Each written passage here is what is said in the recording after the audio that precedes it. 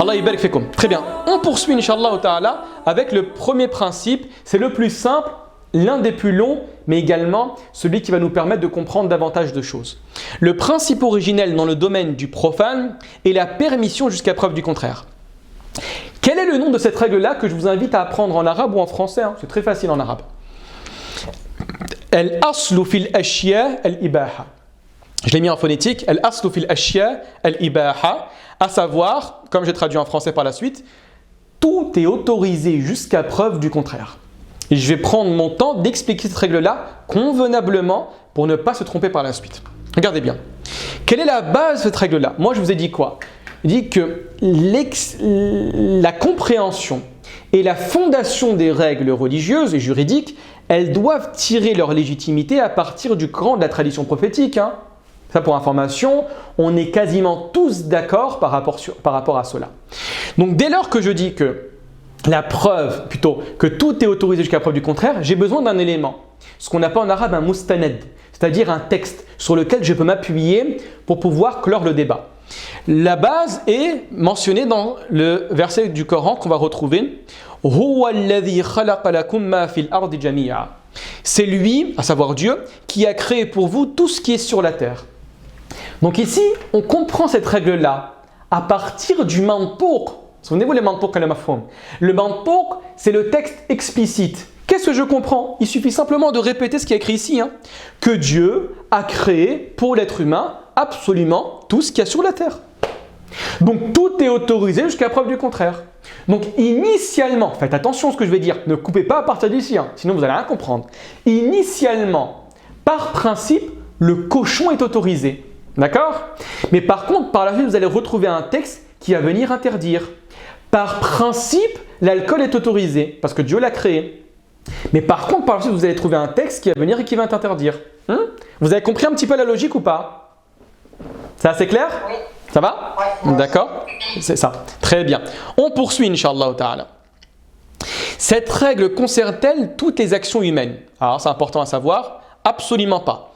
Cette règle n'est valable que pour les affaires sociales ou les mu'amalat. Elle ne peut s'appliquer pour les adorations ou les ibadat. L'ibadat, vous allez voir qu'il y a une autre règle que nous allons mentionner par la suite.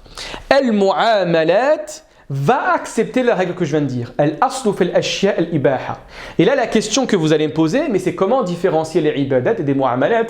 C'est ce qu'on va faire tout de suite, Inch'Allah. Donc, comment différencier les ibadat, les adorations, des mu'amalat, des affaires sociales? Tout tourne autour de l'intelligibilité.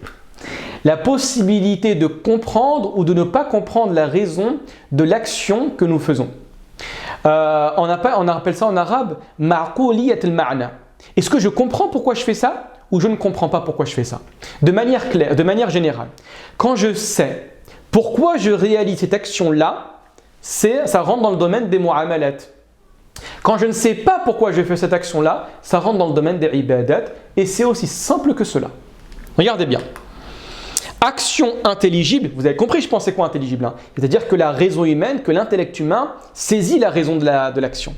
C'est une mu'amalat. Par contre, une action inintelligible, ça rentre dans le domaine des ibadat. Je vais donner pas mal d'exemples pour faire la distinction entre les deux.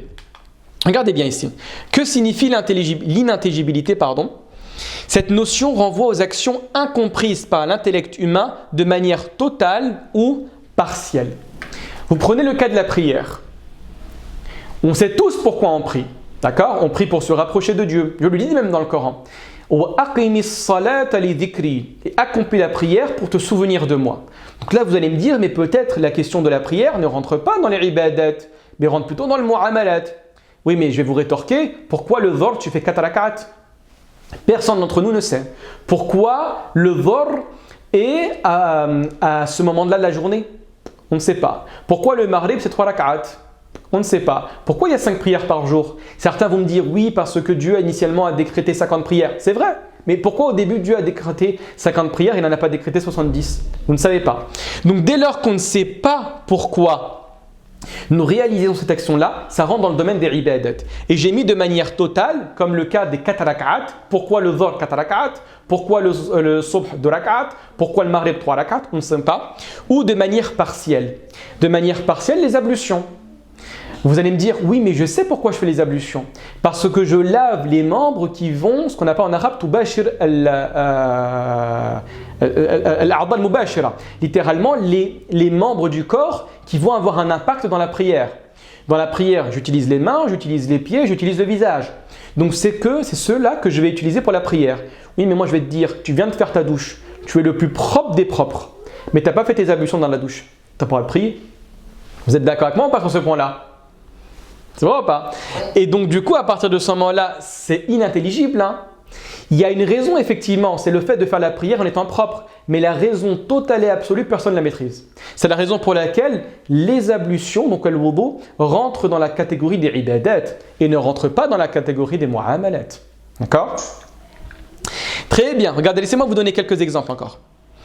Vous avez la prière inintelligible, c'est clair. Hein? La prière est inintelligible, donc ça rentre dans le domaine des ibadat. Donc la règle ne s'applique pas. Al-aslu fil ashya'i l'ibaha, tout est autorisé jusqu'à preuve du contraire, la règle ne s'applique pas. Par contre, deuxième question, s'habiller. Ah, s'habiller, ça rentre dans le domaine des mu'amalat, parce que je sais pourquoi je m'habille. Pour cacher ma nudité, pour me protéger du soleil, pour me protéger du froid, pour me sentir bien. Donc on arrive à expliquer de manière totale. Hein. Donc l'habillement ne rentre pas dans les ibadat, donc les adorations, mais ça rentre dans les mu'amalat, dans les affaires sociales. Par contre, faites attention. Quand je dis affaires sociales, ça ne veut pas dire que c'est exclu du domaine religieux. Absolument pas. Ça veut dire la manière dont je vais traiter cette problématique est différente de la manière des ibadat. C'est ça que ça veut dire. D'accord? Donc, dans la question de l'habillement, tout est autorisé jusqu'à preuve du contraire. Et ça aide beaucoup. Hein. Vous posez la question, est-ce que j'ai le droit de mettre un jean? Bah, tout est autorisé jusqu'à preuve du contraire. Si tu me dis que tu n'as pas le droit de mettre de jean, il faut que tu me ramènes un texte. Vous voyez ce que je veux dire ou pas? Est-ce que j'ai le droit de mettre une casquette? Ah ben tiens, ça rentre dans le domaine des mu'amalat, tout est autorisé jusqu'à preuve du contraire. Donc initialement, tu as le droit de mettre une casquette. Est-ce qu'il existe un texte interdisant une casquette? Et au fur et à mesure, vous avancez comme ça. Vous avez compris un petit peu la logique ou pas? C'est pas le chemin inverse, hein. C'est pas le fait de se dire, est-ce qu'il y a un hadith qui autorise à mettre la casquette? Est-ce qu'il y a un hadith qui autorise à manger un sneakers? Est-ce qu'il y a un hadith qui autorise à aller à la Fnac? Je dis tout et n'importe quoi pour que vous compreniez. Non, c'est l'inverse. Ça rentre dans le domaine des mu'amalat, tout est autorisé jusqu'à preuve du contraire. Donc l'individu qui va venir vous voir et qui vous dire « Astaghfirullah, c'est pas bien ce que tu fais » alors que c'est dans le domaine des mu'amalat, c'est à lui d'apporter le texte. C'est lui, c'est important. Et le texte ne suffit pas parce que vous allez voir que par la suite, pour pouvoir utiliser un texte, il faut savoir l'utiliser. Et savoir l'utiliser, ça s'apprend avec usul al-fiqh. D'accord? Très bien. Tafaddali. Le voile de la femme, ça entre dans les ibadat ou bien dans les mu'amalat? Non, ça rentre dans les mu'amalat, hein, bien évidemment. Ça rentre dans les mu'amalat. Hein. C'est la raison pour laquelle, barakallahu fikum, ça c'est quelque chose malheureusement que beaucoup de personnes ne maîtrisent pas. Hein. Ils se trompent. Il n'y a pas, regarde, comprenez bien ce que je vais dire. Il n'y a pas de voile prescrit que la femme doit porter en islam. Hein. Ça n'existe pas. Hein. C'est-à-dire un voile comme ça, comme ci, comme ci. Il n'y a pas ça. On te demande de respecter un cadre et ce cadre-là, dès lors que tu le respectes, tu peux faire ce que tu veux. Ça, c'est important à saisir. Hein. Allah yubarak fikum. Hein. Faites très attention à ce que je viens de dire. Hein. D'accord? Donc, il n'y a pas un voile avec en bas écrit voile, c'est celui-là qu'il faut mettre. Absolument pas. Pourquoi? Parce que ça rentre dans le domaine des mu'amalat. D'accord? Donc, tant que tu respectes le cadre, alhamdoulilah, rabbil alamin, tout est autorisé jusqu'à preuve du contraire. J'ai envie de mettre un voile de cette manière-là. Si ça respecte le cadre, j'ai le droit de le mettre. En cette matière-là, si ça respecte le cadre, j'ai le droit de le mettre. Vous voyez ce que je veux dire ou pas? C'est important à saisir. Hein. Très bien, on avance, barakallahu fikum. Ouais, dis-moi. Alors, sur le principe, normalement, tout ce qui relève d'un ibadat, on devrait toujours avoir un nas pour ça, alors que ce n'est pas forcément le cas pour ce qui relève du mu'amalat ou... C'est exactement ça. Allah yubarak fik. C'est la raison pour laquelle, par la suite, on va étudier la règle des mu'amalat, des ibadat, pardon. La règle des ibadat, c'est l'inverse. C'est que tout est interdit jusqu'à preuve du contraire. Pour faire une ibadat, il faut un texte, contrairement au mu'amalat. C'est ça la différence entre les deux. D'accord? Allah yabarak fik. Le jeûne également, c'est inintelligible. Hein. Pourquoi Dieu nous demande de jeûner du subh au maghrib?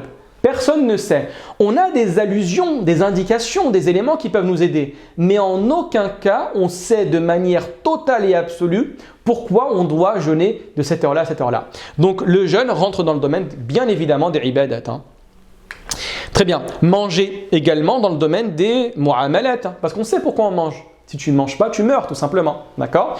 Donc ici, toute nourriture est autorisée jusqu'à preuve du contraire. Donc initialement, tu as le droit, comme j'ai dit tout à l'heure, de manger du cochon.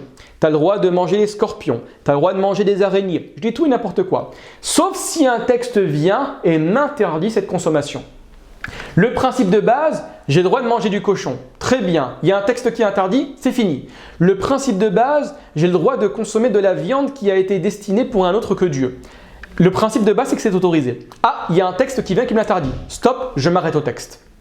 Vous avez compris comment ça fonctionne ou pas? C'est assez clair? Oui. Alhamdulillah Rabbil Alamin. C'est aussi simple que cela. Donc ne posez pas de questions. C'est pour ça que dans le fiqh, on n'aime pas les gens qui posent beaucoup de questions. Hein. En fait, quand on dit poser beaucoup de questions, c'est des questions qui relèvent de cela. Est-ce que j'ai le droit de manger des chips avec goût paprika? Pourquoi tu poses la question? Pourquoi tu poses la question? Parce qu'il n'y a aucun texte qui vienne et qui interdise. Ah mais je ne sais pas, parce qu'en fait, il y avait goût paprika et l'autre, il y avait goût simplement cheeseburger. J'ai le droit de le manger ou pas? Ne pose pas ces questions-là. Parce qu'en fait, ça te fait rentrer dans une espèce de psychose hein, où tu penses que tu as besoin d'un certificat halal sur tous les aliments. C'est catastrophique ce qu'on trouve. Hein. Récemment, j'ai acheté c'était des céréales. Alors, j'ai oublié le nom, mais il y avait écrit halal. Pourquoi tu m'écris halal? La dernière fois, c'est de l'eau. De l'eau, il y a écrit halal. Pourquoi tu écris halal? Ici, ce n'est pas religieux, hein, c'est marketing. Hein. Parce que quand tu vois écrire halal, tu as plus en confiance. D'accord? Et implicitement, c'est quoi que tu dis à la population? C'est que tout est interdit jusqu'à preuve du contraire. Tous les aliments sont interdits, sauf si c'est estampillé halal. L'islam, c'est totalement l'inverse. Tu manges, bismillah, tu ne poses pas de questions, sauf si c'est flagrant. Hein. Vous avez de la viande qui est en face de vous, vous ne savez pas si c'est du porc ou c'est du bœuf, etc. Là, vous êtes dans l'obligation de demander. Hein. Barakallahu fikum. C'est pas ça dont je parle. C'est en fait sur des questions secondaires. Ne vivez pas comme ça. Ça vous fait vivre franchement dans une espèce de psychose. D'accord? J'ai une question. Dis-moi, bien sûr, avec plaisir. Par rapport au mu'amalat, par rapport au fait de manger, vu qu'on était dans les alimentations, est-ce que les personnes qui disent que le foie gras halal, entre guillemets, ils te disent qu'il n'est pas permis parce que dans les conditions du halal, ça ne respecte pas toutes les conditions? Est-ce que là-dessus, il y a des conditions dans les mu'amalat? Allah yabarak fik, c'est une très bonne question, Sabri. Regarde ici, Sabri. Il y a une différence qu'on fait dans le domaine du droit et le domaine de l'éthique. Et deuxième chose à faire, c'est que également dans le domaine du droit, c'est pas parce que c'est écrit dans les livres qu'on le fait. Hein. C'est-à-dire que des fois, le juriste, lui, va évoquer toutes les solutions qui sont possibles. D'accord? Je vous donne un exemple qui m'a fait rigoler une fois. Je lisais un livre dont je vous avais parlé hier, Al-Qawa'id al-Kubra, de l'imam Izz-ad-Din ibn Abdessalam. Et il vous donne un cas de figure. Il vous dit, imaginez que vous sortez, d'accord? Il y a une pénurie, il y a une famine, et là, vous êtes bloqué dans le désert avec un individu. Et cet individu-là qui vous accompagne, que vous ne connaissiez pas, s'est échappé de prison. Et il méritait la peine de mort. Vous avez compris le reste de la proposition? C'est dans le sens, tu vas mourir de faim. Est-ce que tu as le droit de le tuer pour pouvoir le manger? Parce que son sang n'a plus de valeur. Initialement, il allait être tué parce qu'il méritait la peine de mort. Toi, tu vas être contraint. As-tu le droit de le tuer pour pouvoir le manger? Tu es d'accord avec moi que ça, c'est pas une question qui t'a traversé l'esprit, Sabri? Non. Ah, tu es d'accord avec moi ou pas dans ce point-là? Très bien. Qu'est-ce que fait le savant? Il explique dans sa généralité toutes les possibilités, d'accord? Mais c'est en aucun cas des fois des éléments qui vont se retrouver dans la vie réelle. Donc on fait une distinction entre ce qu'on retrouve dans le droit et qui est quasiment inapplicable. Et la deuxième des choses que je viens de dire, c'est qu'on fait une distinction entre l'éthique et le droit. Des fois, si tu te bases uniquement que sur le droit, tu as le droit de manger pratiquement tout ce qui est halal. Hein. Tu ne te casses même pas la question sur la question du foie gras halal ou pas. Mais éthiquement, c'est problématique. Bien évidemment. Parce que c'est et c'est là où tu vas faire rentrer un petit peu le maqasid. D'accord? Où tu vas dire, mais la législation quand même n'est pas trop pour pouvoir prendre un animal de cette manière-là et le bourrer littéralement. D'accord? Le bourrer de cette manière-là. et le consommer. D'accord? Donc juridiquement, toi tu vas dire que tu as le droit, mais éthiquement ça reste problématique. Ça va, ça c'est clair? Pour éclaircir un petit peu la chose, juridiquement, je suis dans mon droit, admettons. Ouais. De faire ça. Ouais. Et dans l'éthique, est-ce que c'est blâmable par rapport à ce qu'on parle? Est-ce que tu.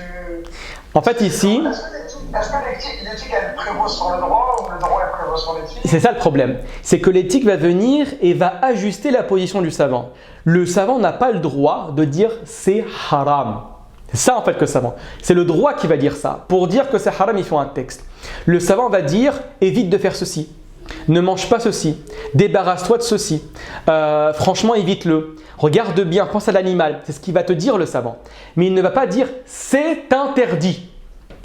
Tu vois la différence entre les deux? Ouais, là, j'ai bien compris. C'est ça en fait la différence. D'accord? Allah yabarak fik. On continue, Inch'Allah ta'ala. Il nous reste une petite demi-heure. Et dans le domaine des ibadat, là on rentre dans le domaine des ibadat. Donc rapidement, répondez-moi. El-ibadat, c'est intelligible ou c'est inintelligible? Inintelligible. Exactement, c'est inintelligible. Donc je ne sais pas pourquoi je réalise cela, soit de manière totale et absolue, soit de manière partielle. Ben, regardez bien, al-aslu fil ibadat at-tahrim. Le principe originel dans le culte est l'interdiction. En d'autres termes, c'est à l'antipode de ce que je vous ai dit concernant le mu'amalat.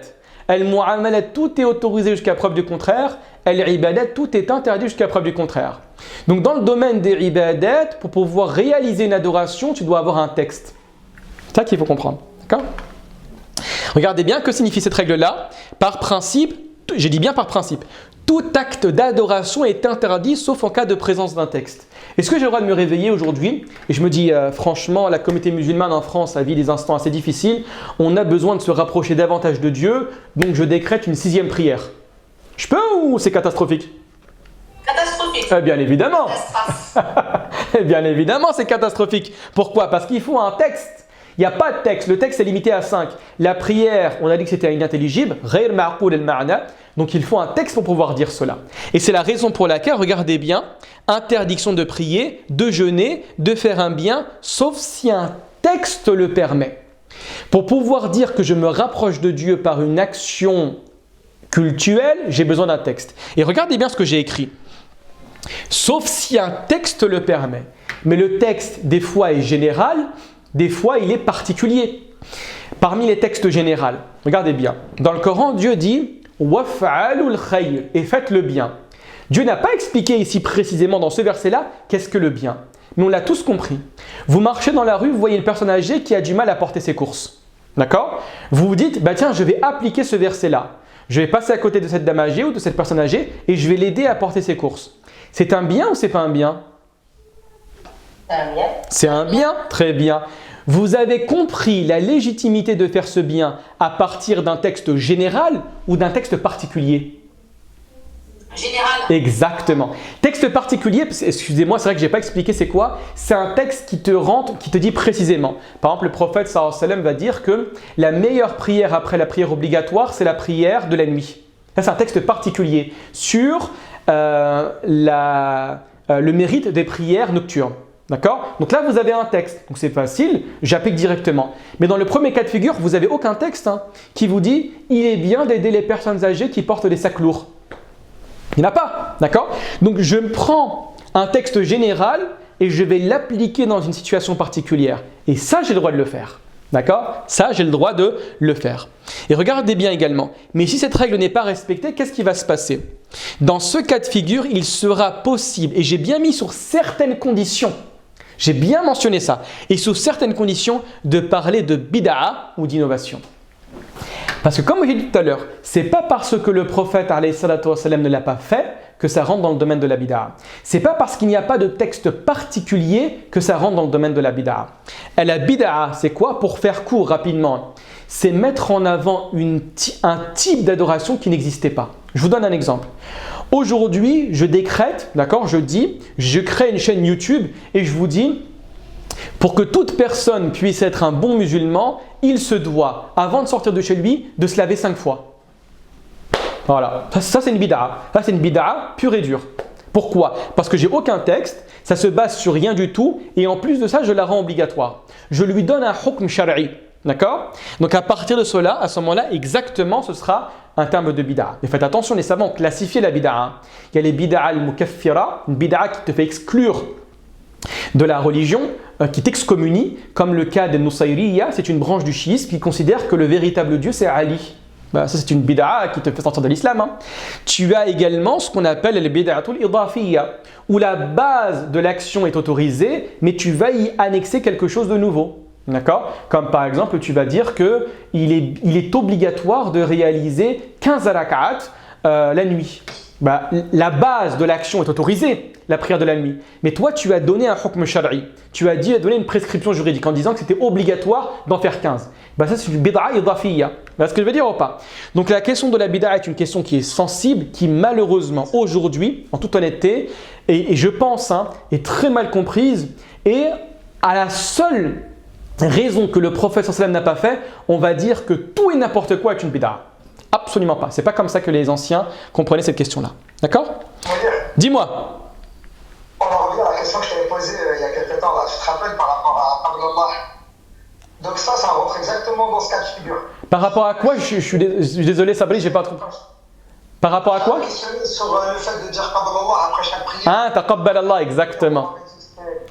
Donc ça rentre, en fait, c'est une action qui est autorisée. La personne, elle l'a compris en tant que bid'a parce que, en fonction de ta réponse, pour que les gens comprennent, tu m'avais dit si je le fais pour juste faire un dua, pour lui souhaiter l'acceptation de sa prière, c'était valide. Exactement. Mais que si je prenais ça comme une obligation, le fait de rattacher ça à chaque prière, à chaque fin de prière, et ben là c'est bid'a. Exactement, c'est exactement ça, barakallahu fik. Si vous prenez par exemple le fait de dire taqabbal Allah, d'accord? Vous avez des textes généraux qui autorisent à faire des invocations pour les gens qu'on aime, d'accord? Donc là il n'y a pas de problème. Par contre la problématique c'est que vous allez considérer que c'est obligatoire. Il est obligatoire après chaque prière de dire taqabbal Allah. Il est obligatoire après la lecture du Coran de dire sadaqallahu al-azim. Là c'est problématique. D'accord? Là c'est problématique parce qu'en fait tu rajoutes quelque chose dans la religion qui n'existait pas. D'accord? C'est le fait de le rendre obligatoire. C'est ça qui est problématique. Très bien, poursuivons Inch'Allah ta'ala. Donc là c'est la règle en résumé. Al-aslu fil mu'amalat al-ibtida' wa fil ibadat al-ittiba'. Apprenez-la par cœur. À savoir, le principe dans les mu'amalat est l'innovation et dans les ibadat, le suivisme. Qu'est-ce que ça veut dire? C'est que initialement la législation musulmane vous demande dans le domaine des mu'amalat, c'est-à-dire des actions intelligibles, d'innover au maximum. D'accord? La manière de s'habiller innove au maximum. La manière de manger innove au maximum. La manière de construire, de voir la vie innove au maximum. D'accord? Par contre, dans le respect du cadre. Vous êtes d'accord avec moi ou pas? Par contre, dans le domaine des ibadat, c'est tout à fait le contraire. On vous demande de suivre. Suivre qui? La parole de Dieu et la parole du prophète. Est-ce que vous avez compris cette première règle? Est-ce que c'est assez clair? Ça va? Alhamdulillah Rabbil Alamin. Très bien. On poursuit, Inch'Allah ta'ala. Maintenant, dis-moi, avec plaisir. Tafaddali. Tu sais, quand certaines personnes disent par exemple que l'alcool est autorisé parce qu'il faut convivre avec d'autres, enfin, des choses sont autorisées parce qu'il faut convivre avec d'autres temps, ça rentre dans les bid'a. Bien évidemment que ça rentre dans une bid'a. Bon. L'alcool, le fait de ne pas consommer de l'alcool, mais c'est une ibadat. Donc forcément, ça rentre dans les bid'a. Alors ici, non, le fait de, regarde bien. Non. Ici, la consommation de l'alcool, regardez bien, la consommation du vin, c'est une ibadat ou c'est une mu'amalat? On sait pourquoi on boit ou on ne sait pas pourquoi on boit? C'est autorisé jusqu'à preuve du contraire. Exactement. Donc c'est une mu'amalat. C'est une mu'amalat, barakallahu fik. Initialement. Ça ne peut pas être une bid'a vu que ce n'est pas dans l'état. Faites attention. Et je vais expliquer ce que ça veut dire. En fait, ce que j'ai qualifié de bid'a dans la parole qui a été dite, ce n'est pas la parole de l'individu, c'est la manière de voir la religion. Les personnes qui vont dire effectivement qu'il faut vivre avec son temps. En fait, quand vous étudiez la bid'a, il y a des bid'a qui rentrent dans le domaine de l'activité, c'est-à-dire du droit, et il y a des bid'a qui rentrent dans le domaine de la pensée. On va parler par exemple de bid'a quand on va parler des mu'tazilites. On va parler également de bid'a quand on va parler d'al-jabriya. C'est des sectes, d'accord, qui ont émané au début de l'islam. Et donc, ces personnes sont venues avec des nouvelles idées, d'accord. On appelle ça en gros le bid'a al-aqadiyya, d'accord, des bid'a liés au dogme. Comme par exemple al-jabriya qui va considérer que le libre choix, le libre arbitre n'existe pas. D'accord? Ou le Mu'tazila qui vont dire que le Coran est une créature de Dieu. D'accord? Donc ça, c'est des questions qu'on verra peut-être plus tard, Inch'Allah ta'ala. Mais quand je qualifie de bid'a, c'est effectivement ce qui a été dit. Il faut vivre avec son temps, écoute, on a le droit de consommer un petit peu de vin, etc. En fait, qu'est-ce qu'on peut lui répondre? La première des choses au niveau juridique, c'est qu'il se trompe totalement. C'est qu'au niveau juridique, c'est vrai que initialement tu as le droit de boire du vin, sauf si un texte l'interdit. Qu'est-ce qu'on fait? On va chercher dans le Coran, on va chercher dans la tradition prophétique. Est-ce qu'il y a un texte qui interdit? Bien évidemment, il n'y en a pas qu'un, il y en a plusieurs. D'accord, très bien. À partir de ce moment-là, tu vas lui transmettre l'information. Écoute, c'est interdit parce que tu te dis musulman. Et en te disant musulman, tu acceptes la parole de Dieu. Très bien, pas de souci. Si tu veux consommer de l'alcool, fais ce que tu veux. Par contre, ne dis pas que cette parole-là est une parole qui islamiquement est acceptable. Parce qu'il n'y a pas un savant qui va l'accepter. C'est pas possible. C'est impossible. D'accord? Allah yabarak fik. Très bien.